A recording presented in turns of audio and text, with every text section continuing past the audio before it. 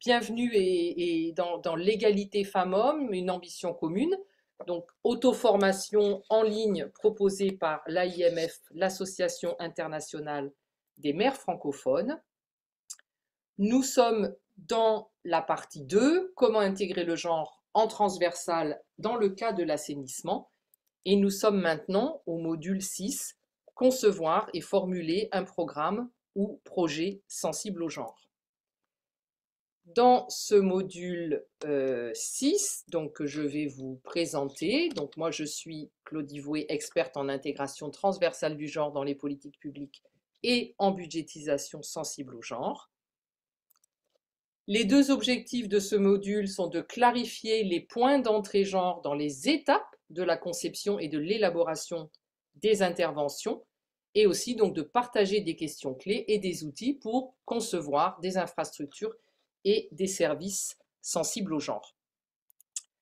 Alors, nous aurons plusieurs points. Nous aborderons le genre dans les étapes de la conception d'un projet, le genre dans la formulation, les deux grandes étapes donc, et puis les points à retenir et de nouveau le témoignage. Alors, le point 1, c'est le genre dans les étapes de la conception d'un projet. Alors, imaginons, et c'est important de commencer par là, imaginons une politique ou une stratégie d'assainissement au niveau d'une collectivité, qui peut-être va être composée de différents programmes. On est dans l'hypothèse. Peut-être un programme sur les toilettes publiques et peut-être un programme sur la gestion des boues fécales. Chaque programme va lui-même être constitué de plusieurs projets. Par exemple, le programme sur les toilettes publiques pourra avoir un projet sur la construction ou la rénovation de toilettes publiques, par exemple, sur le marché, ou la mise en place de toilettes plutôt communautaires dans l'espace public. Et le programme de gestion des boues fécales pourra travailler, par exemple, sur une station d'épuration, sur une campagne d'information et d'éducation, de communication des populations sur la question de la gestion des boues, et peut-être un projet sur l'entrepreneuriat des femmes dans la gestion des boues fécales. Tout ça compose au final la stratégie d'assainissement. Ce qui est important avec les questions de genre, c'est de garantir la cohérence entre les niveaux et de garantir une cohérence qui soit à la fois verticale et horizontale. C'est-à-dire que on ne peut pas travailler la question du genre uniquement au niveau des projets. Si le cadre, c'est-à-dire la politique, n'est pas elle-même sensible au genre. De la même façon, on ne peut pas cantonner la question du genre uniquement au niveau macro si ça ne descend pas dans les projets. Donc là, ça veut dire qu'il y a une logique verticale, hein, vous voyez ici à gauche, une logique verticale à respecter. Mais de la même façon, il faut aussi qu'on puisse avoir une logique horizontale. C'est-à-dire que ici, par exemple, dans cette stratégie d'une ville, d'une commune hypothétique, il y a un projet sur l'entrepreneuriat des femmes dans la gestion des boues fécales. Il est bien évident que ça ne doit pas être le seul projet où la question des femmes va se poser. Tous les projets, les 5 projets, ont une dimension de genre. Il se trouve que peut-être dans le projet 5, il y a un focus particulier sur les femmes. Mais les questions de genre, comme on l'a vu quand on a regardé la chaîne de l'assainissement, elles doivent être intégrées dans chacun des 5 projets de cette stratégie. Donc, logique horizontale et logique verticale, c'est extrêmement important. Nous avons déjà partagé dans le module précédent le cycle, le diagnostic, conception, formulation, mise en œuvre, évaluation. Ici, nous allons maintenant parler de la conception et de la formulation. Dans le module précédent, nous avons identifié les principaux éléments du diagnostic, participatif et sensible au genre tout au long de la chaîne de l'assainissement, en utilisant des catégories d'analyse comme les rôles de genre, l'accès, le contrôle des ressources, l'analyse des besoins pratiques et des intérêts stratégiques. Donc, on a pu, avec les lunettes de genre, faire ressortir un certain nombre d'éléments en prenant soin, évidemment, d'avoir une concertation le plus large possible pour obtenir le diagnostic. Donc, cette analyse qui est vraiment le premier pas, c'est ce qui nous permet d'objectiver la situation de départ. C'est ça qui nous donne les raisons d'agir. C'est ça qui fournit le pourquoi on doit travailler sur ces questions. L'étape numéro 2 dans la conception d'un projet, c'est la problématisation. Et ça passe par l'articulation et la priorisation des éléments qu'on aura trouvés dans le diagnostic. Un diagnostic, ce n'est pas une suite de problèmes. C'est une articulation des problèmes pour faire émerger les liens entre des causes et des symptômes. Et ça, c'est très valable, évidemment, pour la question du genre. Alors, il y a des grands classiques que vous connaissez, par exemple, l'analyse des forces, des faiblesses, des opportunités, des menaces. On peut prendre tous les éléments qu'on a recueillis pendant le diagnostic pour fouiller l'analyse en appliquant ce cadre d'analyse des forces, des faiblesses, des opportunités et des menaces. Par contre, ce cadre-là ne permet pas d'articuler en termes de cause et effet. Donc, on peut utiliser un outil supplémentaire que vous connaissez peut-être aussi, qui est l'arbre à problème, où là, on va vraiment pouvoir articuler qu'est-ce qui est cause du problème et qu'est-ce qui est conséquence du problème. Et ça, c'est extrêmement important pour les questions de genre.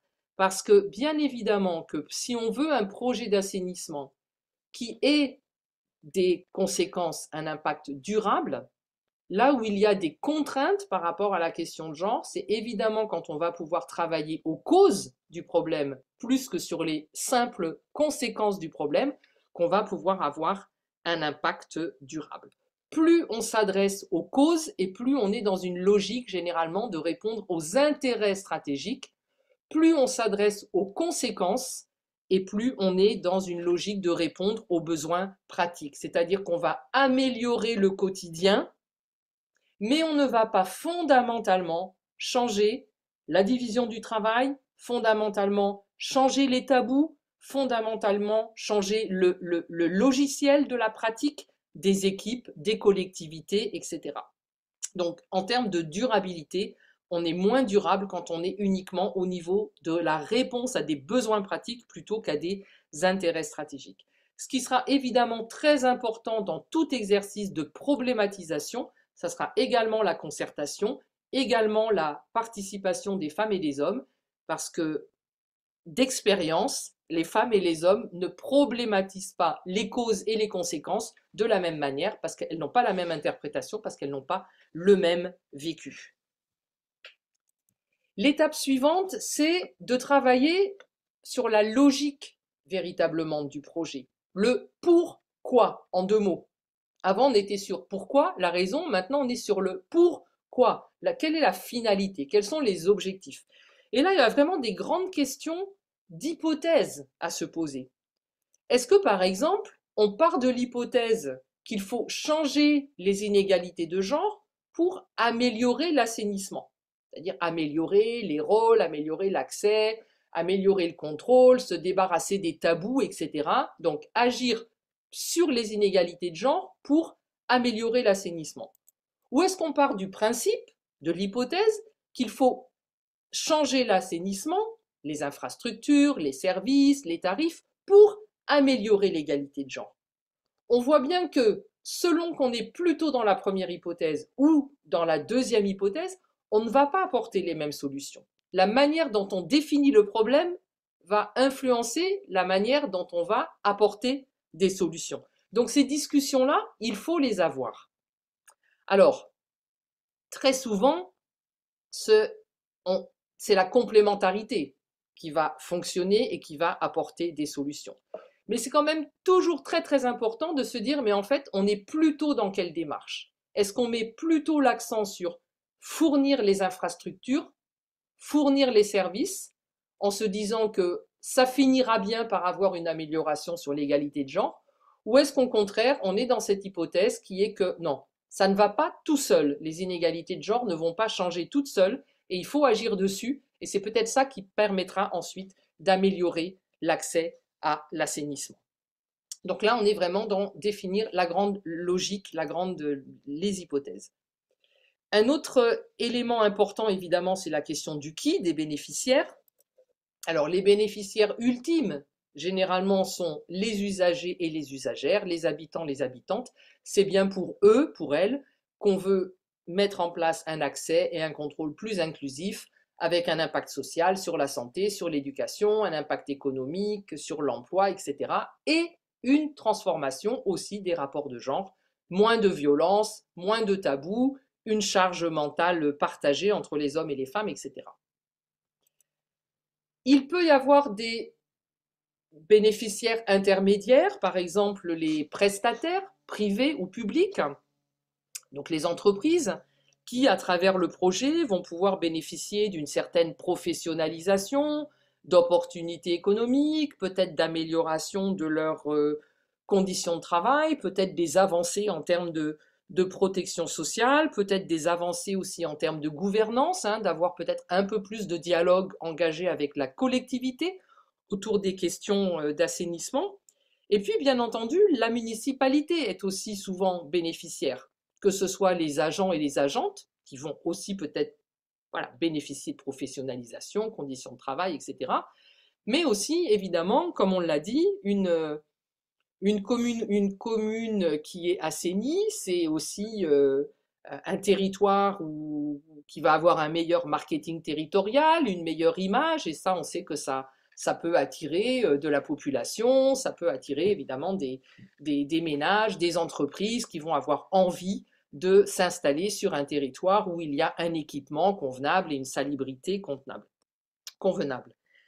Il est important, cependant, de ne pas faire de la municipalité en tant qu'institution la principale bénéficiaire, en oubliant les usagers et les usagères. Il faut toujours que ça arrive aux usagers et aux usagères. Et ça va être important au moment de la planification, mais aussi au moment de l'évaluation. Il y a la question du comment. Alors, on a évoqué tout à l'heure la question des hypothèses, mais il y a aussi la question de l'approche globale. Est-ce qu'on se lance dans une approche plutôt communautaire avec une implication citoyenne maximale qui va aussi faire participer les femmes, les hommes à différents endroits, à différents niveaux, mais tout au long de la démarche, sachant que ça sera peut-être un peu plus lent, un peu plus compliqué, peut-être que des conflits ou des conflits d'intérêts vont émerger à ce moment-là. Ce qui est certain, c'est que les conflits qui ne seront pas résolus, ils ressurgissent toujours à un moment donné. Donc la participation communautaire, l'intérêt, c'est qu'elle peut assez vite faire sortir des conflits qu'on va pouvoir régler avant qu'ils ne deviennent trop graves. Donc est-ce qu'on est dans cette optique donc, de participation communautaire maximale, ou est-ce qu'au contraire, on est dans une intervention plutôt institutionnelle, plutôt technique, avec une participation citoyenne limitée peut-être à une réunion communautaire, un focus group, mais pas voilà, quelque chose qui se construit sur la durée. Et ça, évidemment, ça va changer, bien entendu, la dynamique du projet. Alors, très souvent, l'assainissement, encore aujourd'hui, est associé à la technologie, à la question de l'épuration, du traitement, à l'assemblage hein, des fosses et des tuyaux. Certes, les infrastructures sont cruciales, mais la concertation avec les habitants, elle l'est tout aussi. Pendant ces concertations, c'est là qu'on va pouvoir aborder les inégalités de genre, et bien entendu, les femmes doivent être actrices et pas simplement spectatrices à ce moment-là. Le comment, c'est évidemment les activités qui vont produire des résultats qui vont contribuer aux objectifs. Donc, selon l'objectif, les différentes catégories d'activités sont possibles. On retrouve souvent dans un projet d'assainissement la concertation initiale et en continu, la communication. On retrouve dans la plupart des projets d'assainissement soit de la construction, soit de la rénovation d'infrastructures. On retrouve généralement des sensibilisations, des formations. On retrouve très souvent des révisions ou des créations de procédures, hein, d'un certain nombre de règles d'assainissement, et aussi en accompagnement toute une dynamique de suivi et d'évaluation. Et toutes ces grandes catégories d'activités peuvent intégrer les questions de genre. Bien évidemment, la concertation initiale et en continu, la communication, on l'a déjà dit, c'est assurer la participation équitable des femmes et des hommes dans leur diversité, associer des associations féministes, ça c'est aussi très important parce qu'elles ont une connaissance que d'autres n'ont pas. Et c'est, comme on l'a dit tout à l'heure au niveau du diagnostic, réfléchir aux méthodes, aux lieux, aux horaires, aux langues, aux illustrations qu'on va pouvoir utiliser à tout moment dans ces concertations qui vont être donc au début, mais aussi tout le long du projet, surtout si on a choisi une dynamique très participative. Alors, dans la construction et la rénovation, on va s'interroger par exemple sur la question du genre dans la commande publique. On va lancer un marché public, on va demander à des constructeurs, des prestataires de faire des offres. Qu'est-ce qu'on va mettre dans leur cahier des charges? Quelles compétences on va leur demander d'avoir? Et même au niveau du diagnostic, hein, on a partagé tout à l'heure des termes de référence qui étaient extrêmement vagues sur la question du genre. Donc la commande publique, le marché public, c'est vraiment un levier très très important pour faire entrer la question du genre dans la construction, la rénovation des infrastructures.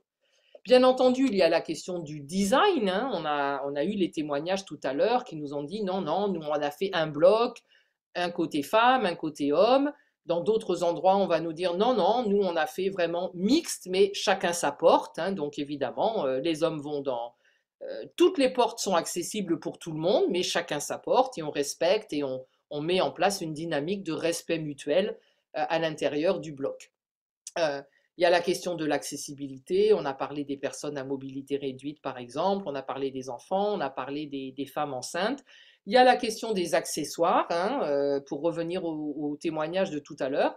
Est-ce qu'on dit aux femmes de porter sur elles les sacs en plastique pour qu'elles rapportent chez elles les accessoires qu'elles ont utilisés pour leur menstruation? Ou bien est-ce qu'au contraire, on réfléchit à un design qui d'emblée dédramatise la condition des toilettes, normalise le fait que 50% de la population a des menstruations et met à la vue de tout le monde des poubelles, des endroits où on peut déposer des serviettes hygiéniques souillées, par exemple, sans avoir honte et sans être montré du doigt et sans avoir à payer le double que les hommes pour rentrer dans ces toilettes et les utiliser.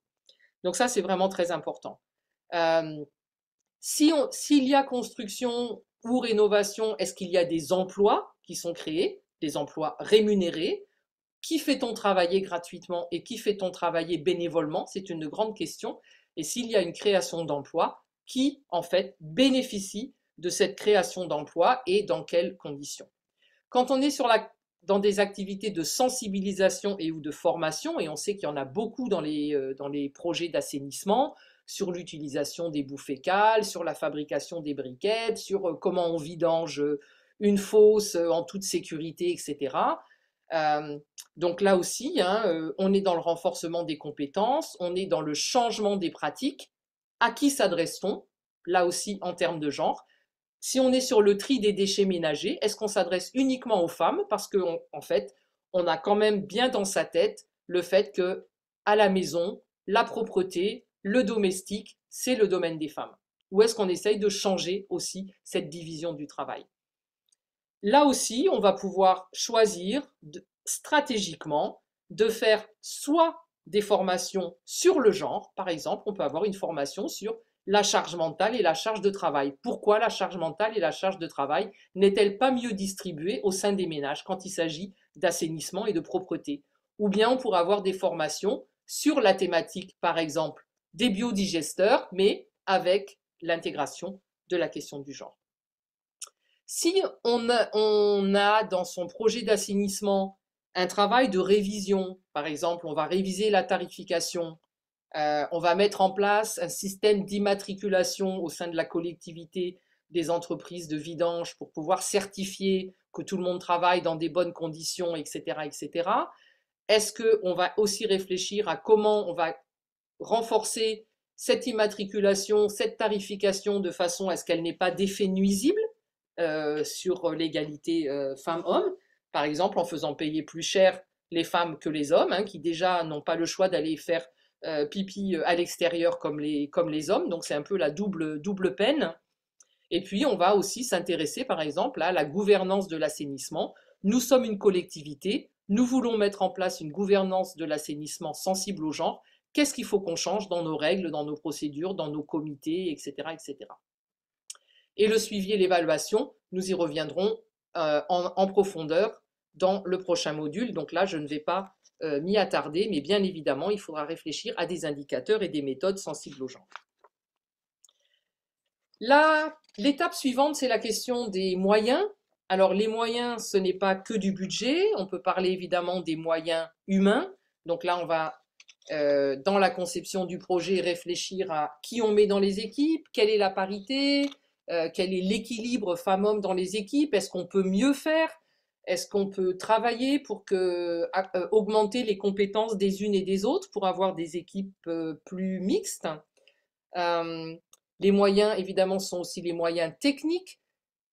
Si on met en place un certain nombre de technologies, est-ce qu'elles sont appropriées et pour les femmes et pour les hommes? Et est-ce qu'on pense à faire monter en compétences et les femmes et les hommes pour que tout le monde puisse avoir accès à ces technologies?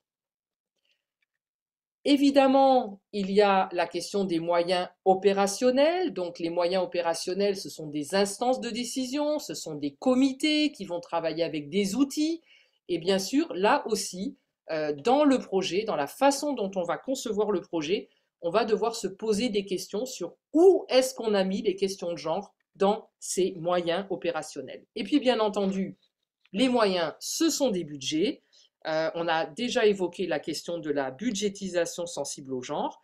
Donc, il faudra évidemment faire une lecture de toute la programmation pour s'assurer que le genre figure dans tous les budgets des activités et qu'on a aussi pensé à inclure le financement éventuellement d'actions spécifiquement dédiées à l'égalité de genre.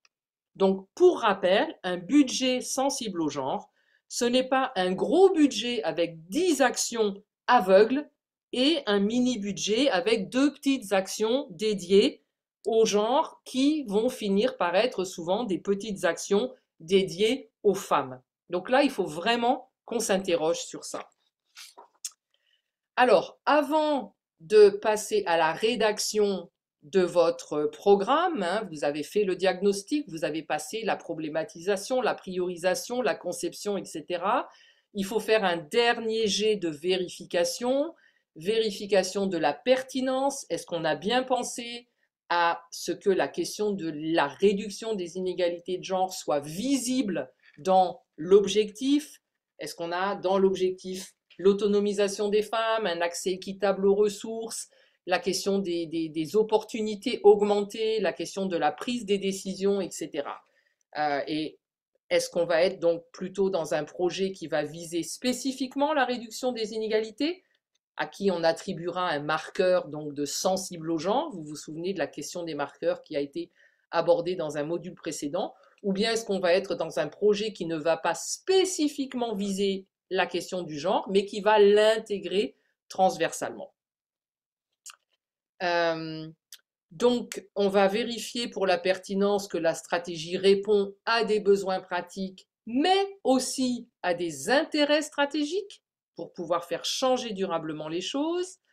Et on va évidemment s'assurer que objectifs et stratégies sont en cohérence avec des préconisations sur l'égalité et le genre. On a évoqué les ODD, il y a aussi des politiques nationales, il y a aussi des politiques locales, donc il faut évidemment que tout cela soit en cohérence. Avant d'écrire le projet, de finaliser le projet, on va aussi se pencher sur la faisabilité, la conception des solutions sociales, techniques, économiques. Est-elle réaliste par rapport à la question du genre, des rapports de genre existants? Est-ce que l'implication dans la mise en œuvre de tous les groupes d'acteurs et d'actrices est aussi faisable au regard du diagnostic? Très important, est-ce qu'on a bien anticipé les risques, notamment des risques des risques qui pourraient creuser ou perpétuer des inégalités de genre? Est-ce qu'on a pris des précautions pour anticiper et minimiser ces risques? Et bien entendu, la faisabilité, c'est aussi le budget. Est-ce que le budget qui est alloué notamment aux questions de genre est pertinent, est suffisant, est réaliste pour mener l'activité? Et le dernier critère de vérification, c'est effectivité et viabilité. Ce sont des termes que vous côtoyez donc dans votre quotidien de planificateurs et de planificatrices. Donc là, on vérifiera une dernière fois qu'il y a bien des activités qui sont prévues pour bénéficier équitablement aux femmes et aux hommes, et donc notamment dans les groupes les plus marginalisés. On vérifiera le bénéfice durable, enfin, qu'on a fait tout ce qu'il faut pour un bénéfice durable, notamment qu'on a bien ciblé des activités qui s'attaquent aux causes des inégalités et pas uniquement à leurs conséquences. Et on vérifiera une dernière fois qu'on a bien pris des mesures d'atténuation des risques et pour le renforcement du pouvoir d'agir des femmes et des hommes. Et on aura évidemment intégré aussi dans le suivi des effets de l'action, des indicateurs et des mesures intégrant les questions de genre. Donc une fois qu'on a fait tout ce travail qui peut prendre très longtemps et qui doit impliquer de nombreuses parties prenantes, c'est très important. Il faut donc ensuite rédiger le projet. Donc tous les éléments du projet vont être intégrés dans un document de 20 pages, de 30 pages, parfois beaucoup plus long que ça. Ce qui est très important, c'est qu'on ne finisse pas au final avec la phrase « le genre sera intégré dans le projet ». Ça, c'est pas possible.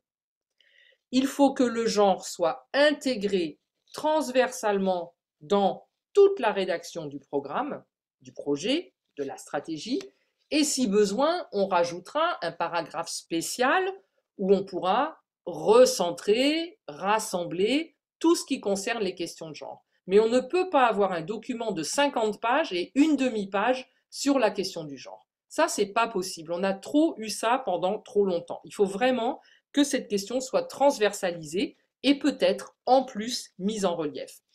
Il faut utiliser un langage qui soit épicène et inclusif. On ne peut pas parler toujours au masculin. C'est un grand sujet. On dit beaucoup en français que le masculin l'emporte sur le féminin. Je pense qu'il faut faire l'effort de parler, comme sur cette image, des droits de la personne et pas uniquement des droits de l'homme, et qu'il faut pouvoir dire les vidangeurs et les vidangeuses et pas simplement toujours parler au masculin parce que ça cache une autre réalité qui est celle de la présence des femmes dans l'assainissement. Si on utilise des photos, des dessins, des graphismes, il faut évidemment qu'ils ne soient pas sexistes et non plus stéréotypés. Ne pas mettre des photos que d'hommes, par exemple, avec des tracteurs, des machines, et que des femmes avec des balais. Ça peut renforcer évidemment les stéréotypes. Alors très souvent, on adjoint au programme rédigé un cadre de synthèse, donc ça peut être le cadre logique. À l'AIMF, on a le cadre de rendement, on l'a déjà évoqué. C'est une sorte de synthèse où on va retrouver les différents niveaux, la problématique à résoudre, les 1 ou 2 ou 3 objectifs qu'on s'est fixés, les 1 ou 2, 3 résultats qu'on s'est fixés par objectif, les activités par résultat et les moyens, y compris les budgets, pour les différentes activités, avec des indicateurs à différents niveaux de ce cadre logique.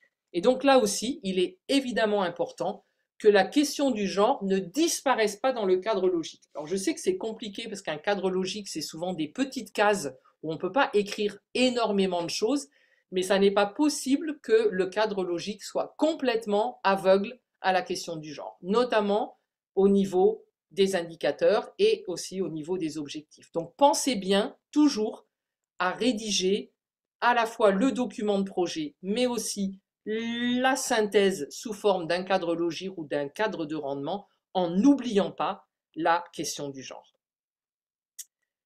Donc, que faut-il retenir pour ce module 6? Eh bien que pour concevoir et formuler un programme d'assainissement sensible au genre, tout part du diagnostic participatif et sensible au genre. On ne conçoit pas sans diagnostic. Des opportunités pour intégrer le genre existent dans tous les éléments de la chaîne logique, les objectifs, les résultats, les activités, les moyens, les indicateurs. Tout ça, ce sont vraiment des portes d'entrée pour la question du genre. Le budget, bien évidemment, doit refléter la prise en compte du genre dans l'ensemble du programme. Et la prise en compte du genre doit être visible dans la rédaction du projet et le cadre de synthèse.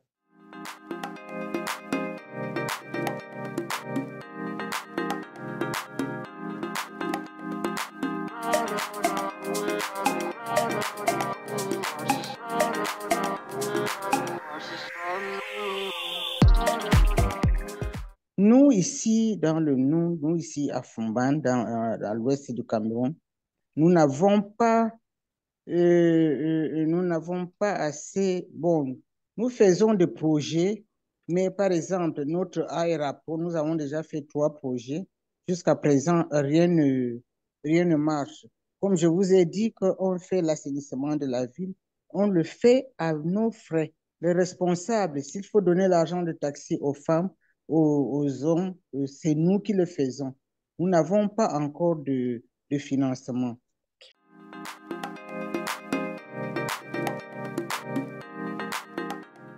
Justement, la commune a une stratégie d'assainissement. Nous faisons cet assainissement avec la commune. Par exemple, le jour où on fixe un jour de nettoyage, nous associons nos femmes, nos hommes aux personnes de la mairie pour faire l'assainissement de la ville. Mais nous n'avons pas de financement pour les aider. Oui, il y a un volet plaidoyer dans notre projet, vers la commune, vers le gouvernement même.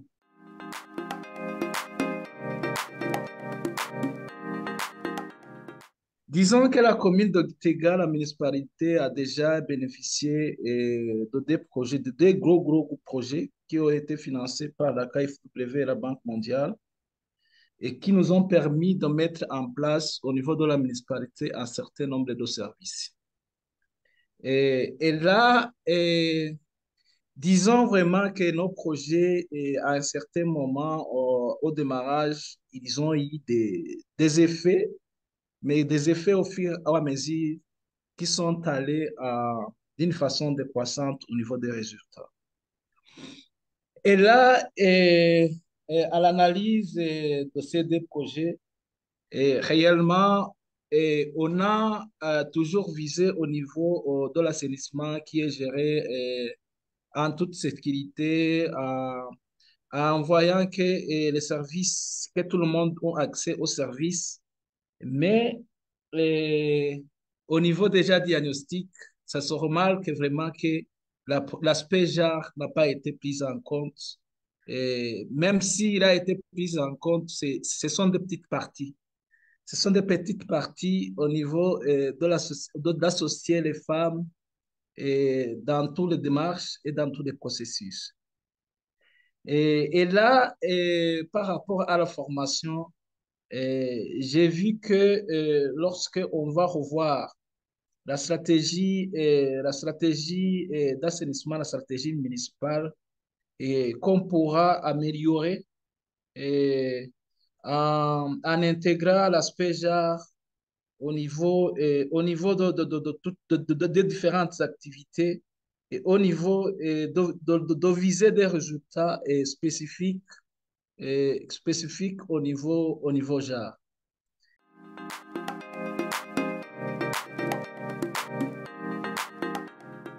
Bon, à côté du genre, disons,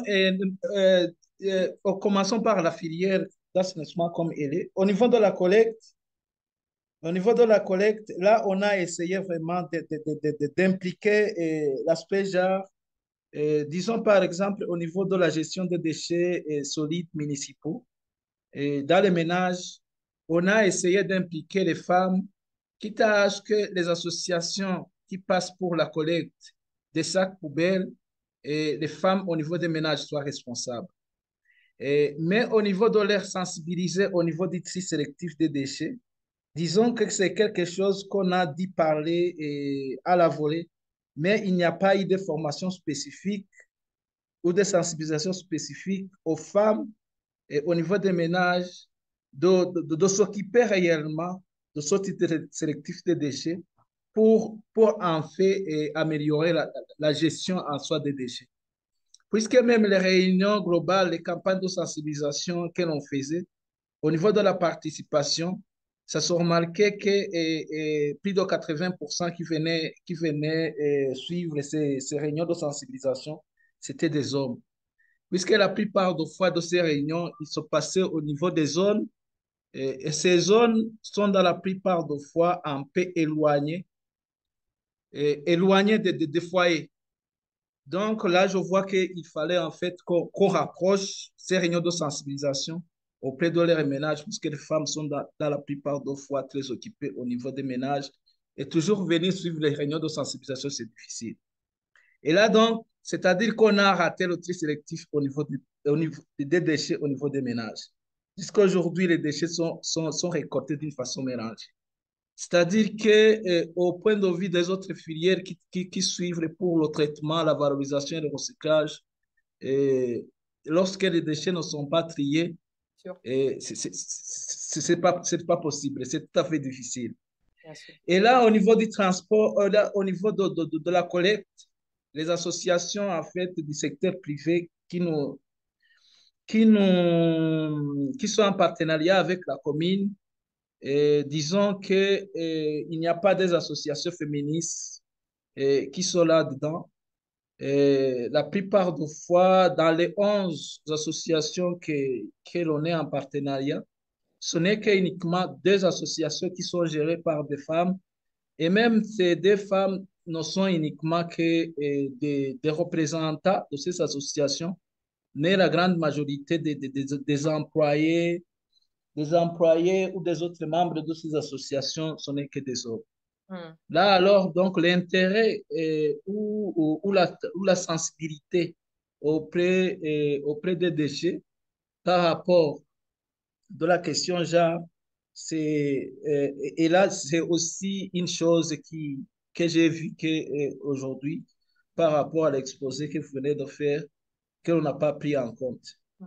Et puis, au niveau aussi de l'entreprise qui nous aide à évacuer les déchets au niveau du centre-ville vers la décharge finale. Et d'ailleurs, je ne peux pas dire une décharge finale, c'est juste un dépôt qui est à l'extérieur de la ville. Et là aussi, disons que l'entreprise en soi, c'est géré par des hommes, tous les employés sont des hommes. Donc, la sensibilité qu'ils peuvent apporter aux déchets, et ce n'est pas la même chose que si l'entreprise intégrait aussi les femmes.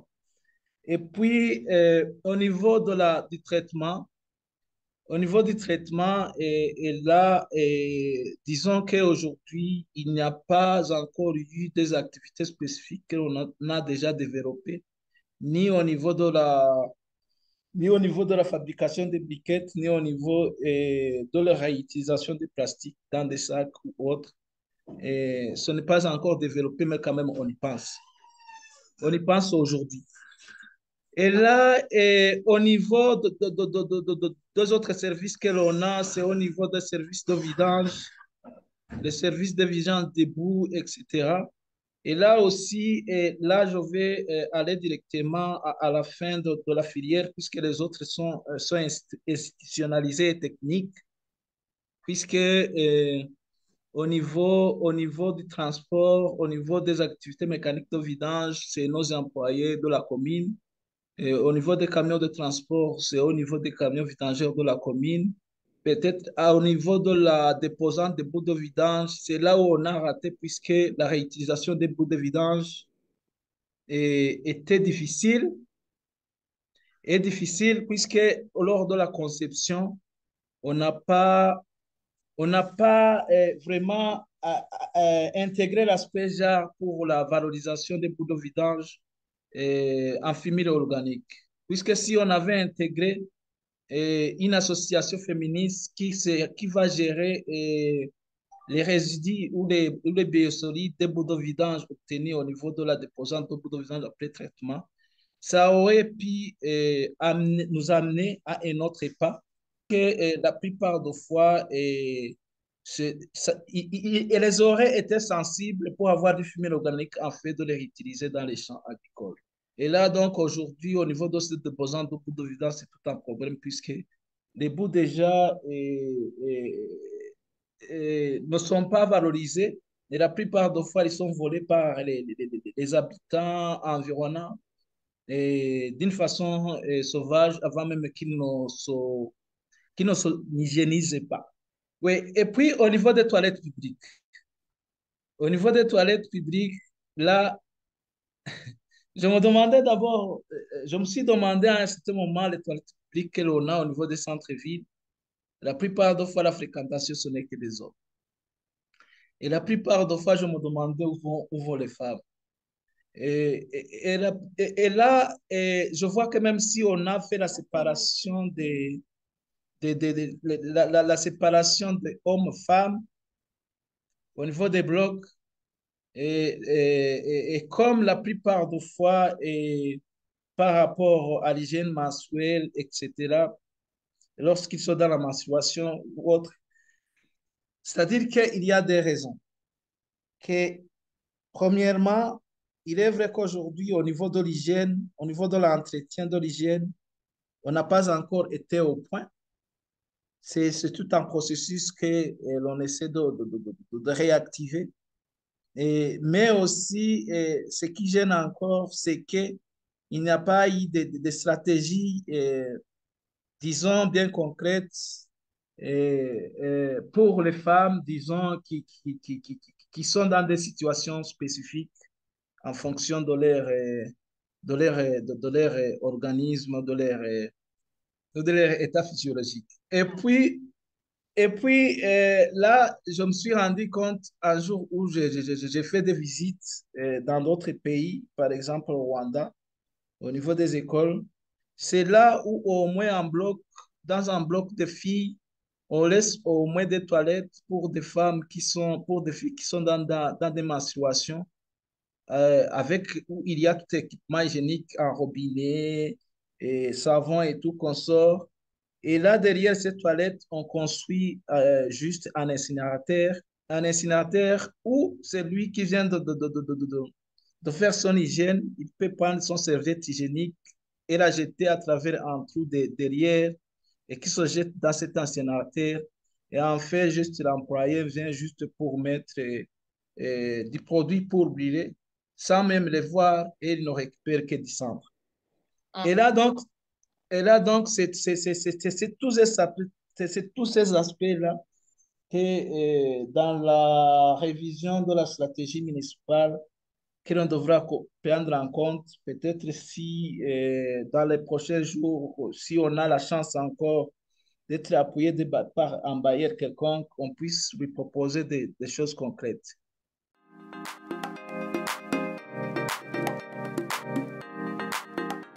Je suis le coordonnateur du bureau urbain de l'hygiène et assainissement. J'ai attendu ce qui a été fait au niveau du marché de Nyawera, la ville de Bukavu qui a 11 marchés publics, mais aujourd'hui, nous avons appuyé au niveau du marché de Nyawera. Et maintenant, nous sommes en cours avec l'AIMF pour la construction, je pense, des 5 toilettes au niveau de la ville de Bukavu. Il y avait eu déjà les études, il y a déjà les résultats par rapport aux études qui avaient été effectuées au niveau de la ville de Bukavu. Mais on a encore un grand souci par rapport à notre assainissement en général ici. Pour ce qui concerne beaucoup plus l'assainissement solide, même les vidanges là, puisqu'actuellement, on n'a pas même même un camion vidangeur, la ville de Bukavu n'en a pas. Mais on avait eu un appui aussi des l'ITEA, qui est une institution de recherche qui intervient beaucoup plus dans le domaine agricole, qui nous a appuyés à nous construisant une unité d'élevage de mouches soldats noirs. Et avec la politique de l'ITEA, avec ce projet-là, là, nous appliquons l'aspect JAR. L'aspect JAR, c'est une obligation dans leur politique. Donc là, l'aspect JAR, c'est une contrainte. Mais au niveau de la ville de Bukavu. Donc, l'assainissement solide, il y a encore un problème. Même un plat, on n'en a pas. On n'a pas même un plat. Je pense qu'avec le plat là, c'est dans ce plat qu'on allait définir maintenant les politiques et intégrer tout ce qui est comme l'aspect genre, l'assainissement basé sur les genres. Je suis un peu réticent puisque je vois comme si nous, au niveau de la ville de Bukavu, la grande partie pour l'assainissement solide et au rouge. Et au rouge, puisque le plan n'est pas là. Au moins pour l'assainissement liquide, là, la gestion des boues de vidange et consorts, on a l'appui de l'AIMF, les études sont là, les résultats sont là, et on continue. Même si l'Overdure nous a appuyé pour le marché de Nyawera, mais nous avons 11 marchés. 1 sur 11, c'est encore peu. Et donc, il y a encore une grande demande au niveau de la ville de Bukavu.